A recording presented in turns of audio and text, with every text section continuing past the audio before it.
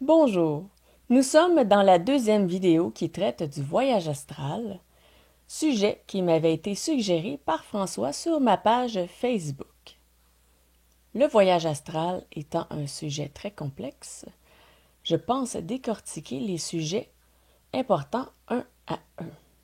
Dans la vidéo présente, je vais insister sur le pourquoi. Pourquoi souhaitez-vous faire un voyage astral?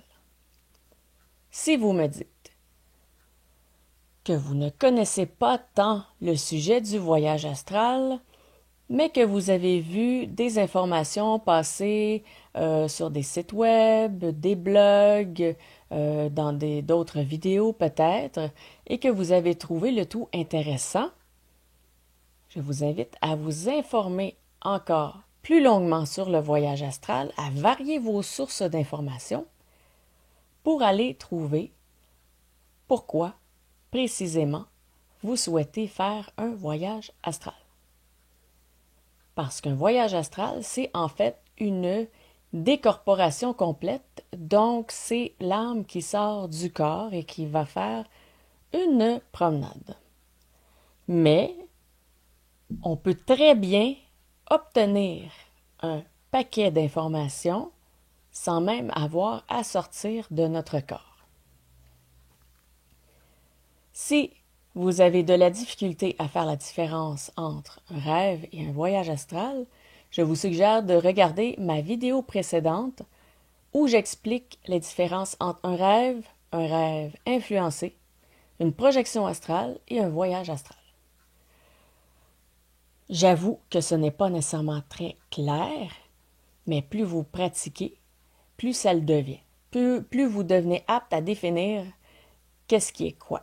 Donc, avec les indices que je vous ai donnés, ça pourrait vous aider. Alors, pourquoi est-ce qu'on doit d'abord décider pourquoi est-ce qu'on veut faire un voyage astral? Dans l'astral, les déplacements sont instantanés. Imaginez que vous pensez à votre garagiste parce que votre voiture a un problème et pouf, vous êtes alors l'instant suivant chez le garagiste. Ça serait très pratique dans le monde physique, mais bon, dans l'astral, donc, il y a de la téléportation instantanée qui est basée sur ce à quoi on pense. Vous devez donc savoir où vous voulez aller avant de faire le voyage astral, parce que sinon, vous pourriez vous ramasser à n'importe quel endroit au hasard, et ce n'est peut-être pas des endroits où vous auriez souhaité aller. Vous devez définir pourquoi vous voulez faire un voyage astral parce que vous devez savoir ce que vous faites. Donc, vous devez savoir c'est quoi un voyage astral, en quoi ça consiste, quels sont les avantages, quels sont les risques. Donc, bien s'informer, et quand on a un objectif, eh bien, ça aide beaucoup à savoir ce qu'on fait. L'objectif, selon moi, ça devrait être quelque chose qu'on n'arrive pas à faire autrement. Donc, si vous me dites, moi, je veux aller visiter les archives akashiques, qui est en fait, pour ceux qui ne savent pas, c'est une sorte de bibliothèque de l'univers, disons, où on peut consulter absolument tout. Donc, toutes les notions, toutes les connaissances de l'univers sont à cet endroit. Il paraît que il y a des livres, entre guillemets, on est dans l'énergie quand même, qu'il y a des livres basés sur nous, sur notre histoire, donc sur notre vécu. Il y aurait notre passé, notre présent et notre futur dans ce livre. Je ne sais pas si c'est vrai. Je sais seulement que dans l'astral, oui, on peut voir le passé, des choses dans le présent qui sont cachées, donc des choses dans le présent dont on ne se rend peut-être pas nécessairement compte. Pour le futur, malheureusement, même si j'ai vu des trucs dans le futur, comme j'ai vu Montréal, certains quartiers extrêmement futuristes avec des tours à bureaux incroyables, mais ça, comment le confirmer, c'est impossible. Mais je vous confirme qu'on peut voir le passé et le présent dans l'astral. Alors, pourquoi sortir de son corps pour aller dans les archives akashiques quand on peut très bien les canaliser et transcrire les informations dont on a besoin. On peut atteindre les archives par canalisation.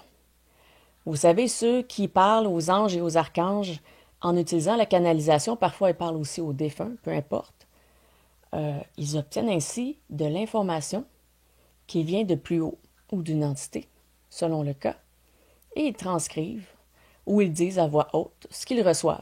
C'est la même chose pour les archives akashiques. Aucun besoin de se déplacer, on n'a qu'à canaliser, donc on n'a qu'à attirer l'information vers nous pour obtenir ce qu'on veut savoir. Que ce soit vos guides, des anges ou des archanges, c'est la même chose, comme on l'a dit. Vous pouvez aussi les contacter par la canalisation. Pas besoin de sortir, aller les voir, de peut-être risquer de rencontrer des mauvaises énergies ou autres.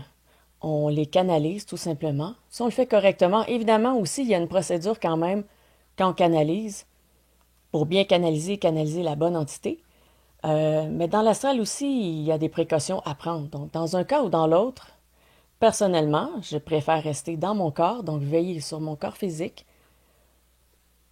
plutôt que d'aller me promener, abandonner mon corps pour obtenir au final la même information. Alors, mon avis personnel, c'est que si nous sommes incarnés, il y a une raison. Nous ne sommes pas incarnés pour rien.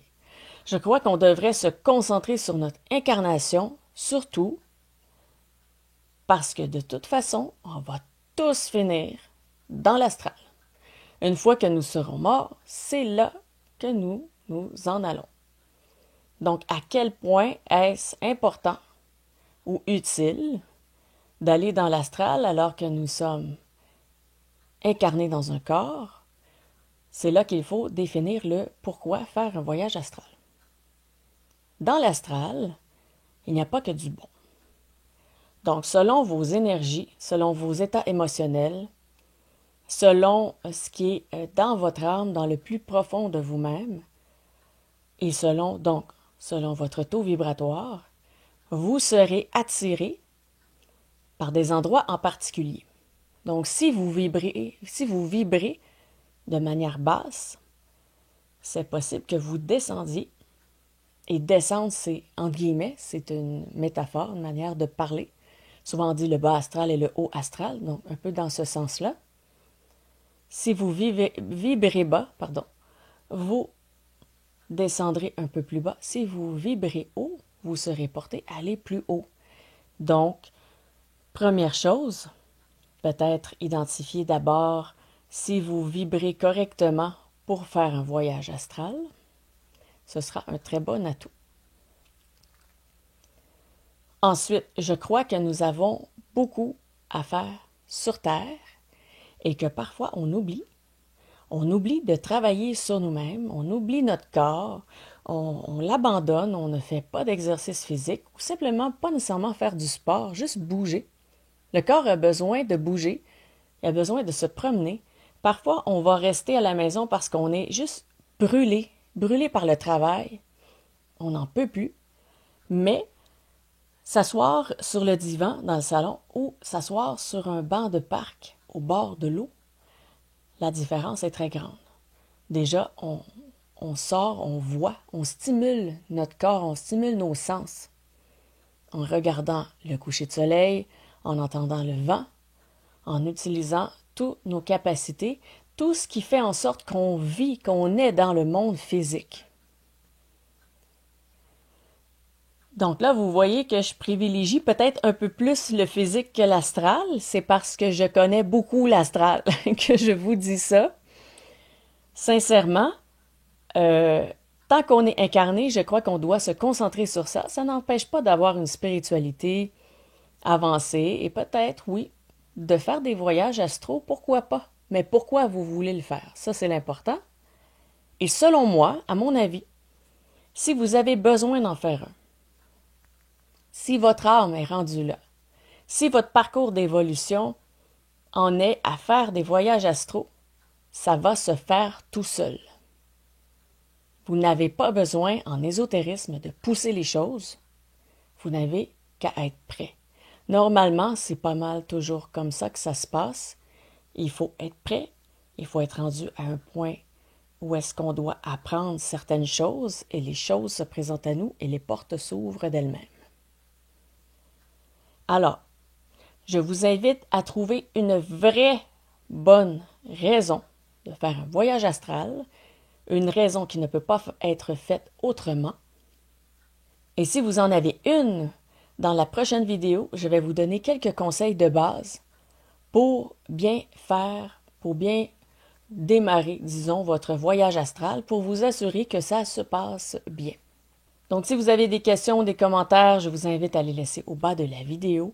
Si vous voulez discuter justement d'une raison que vous avez d'aller faire un voyage astral, nous pourrons en discuter. Si par exemple vous me suggérez j'aimerais le faire pour telle raison, peut-être que moi je vais vous dire d'accord, c'est bien, mais vous pouvez atteindre cet objectif différemment et de manière peut-être plus sécuritaire. Donc je pourrais vous faire des suggestions.